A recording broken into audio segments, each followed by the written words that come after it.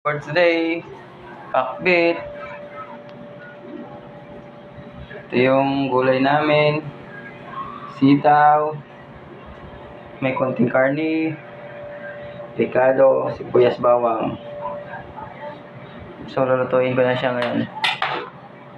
Siyempre, unahin ko muna yung karne. Karne muna. Lakas ng apoy.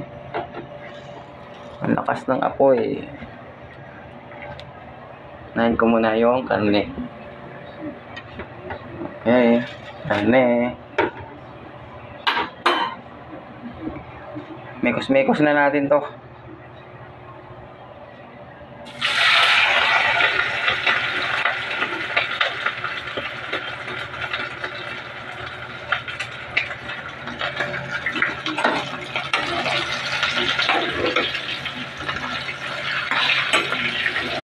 Sunod ay kamatis.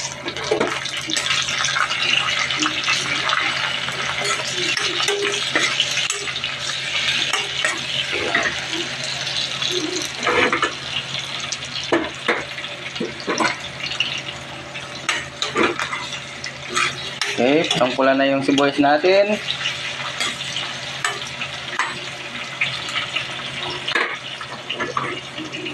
Sabay, unahin natin yung kalabasa.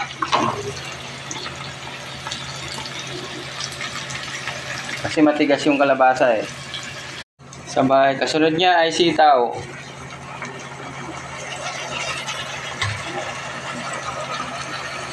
Tapos, kasunod na yung talong at okra.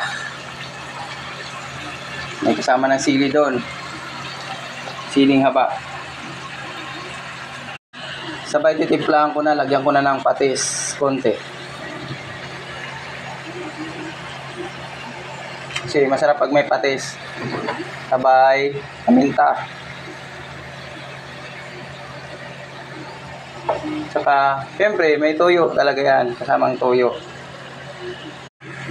Lagyan ng konting tuyo.